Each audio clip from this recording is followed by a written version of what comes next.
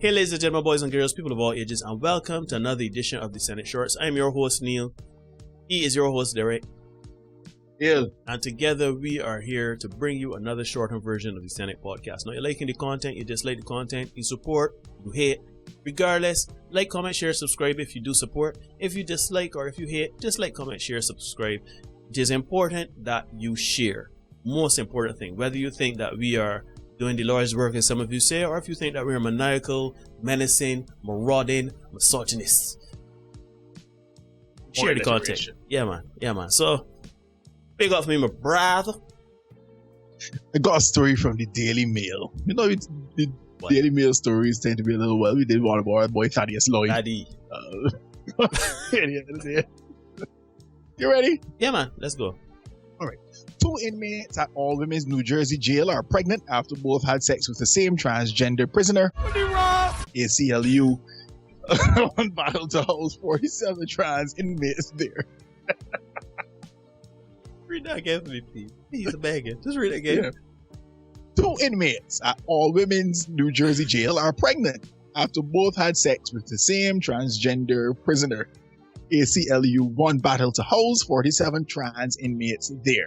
2 women at New Jersey's only women's prison have both fallen pregnant after having sex with a transgender inmate. The pregnant women, who were not identified, are housed at the embattled Edna Mahan Correctional Facility in Clinton, which New Jersey governor announced plans to close last year. Prison bosses said that in both instances the sex was consensual. It is unclear if the women had sex with the same transgender inmate or if it was 2 different inmates. There's more than one.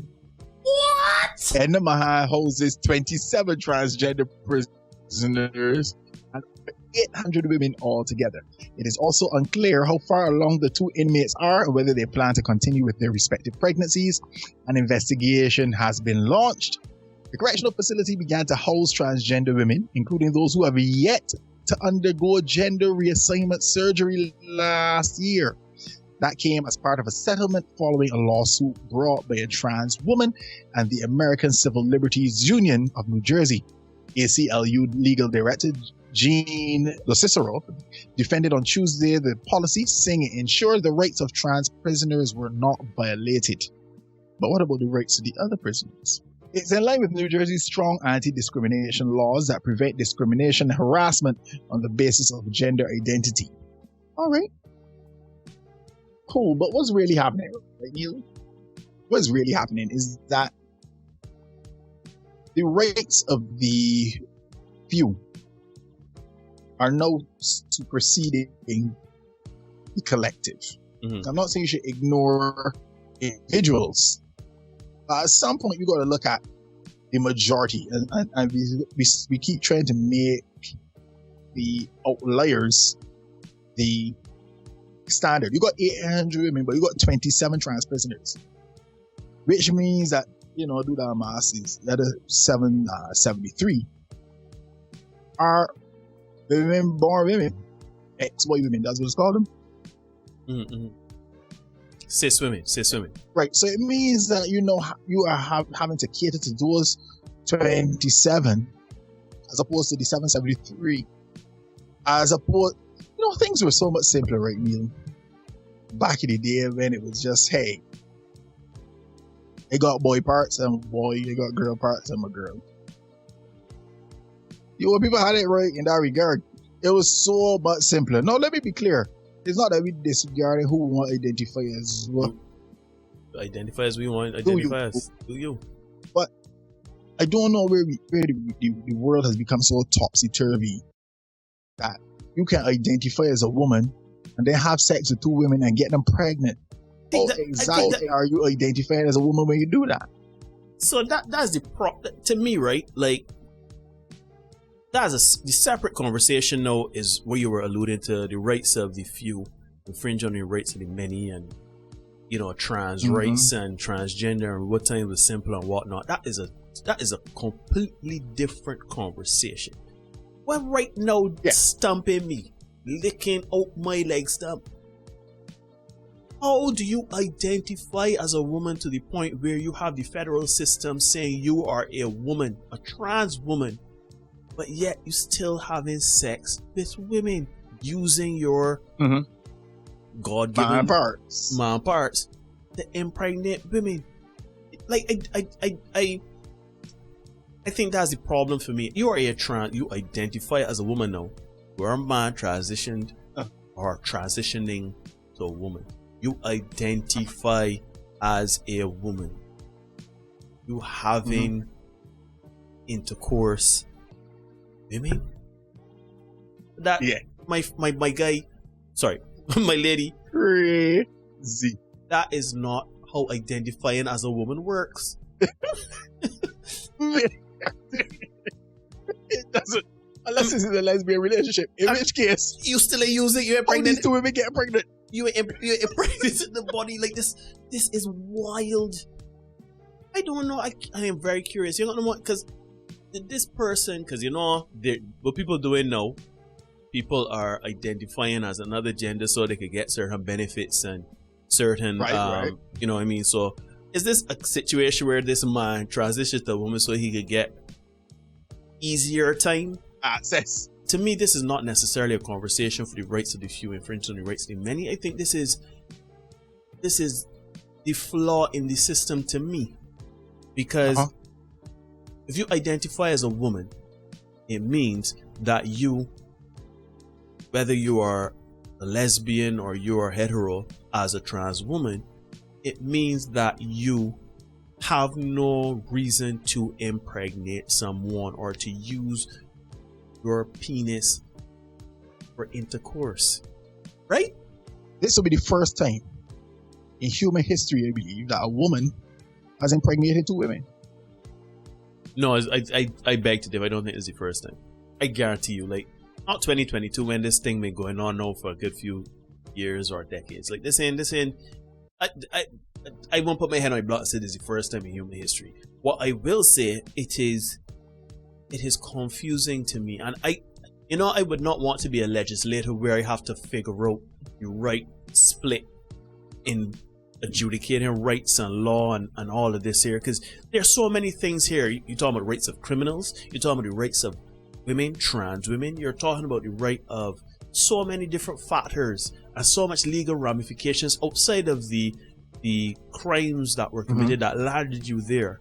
This is so many moving parts. How can you find a suitable solution for this? You have a man that identifies as a woman, ergo he is a trans woman. You treat him as a woman. And they're saying that a lot of them, the things were opened up to them even without the gender reassignment procedures. So you going in there without hormone therapy or whatever, you go in there in transition. That's the best way to put it. Okay. You go in there as a transitioning or not having gone through a transition already, a full transition.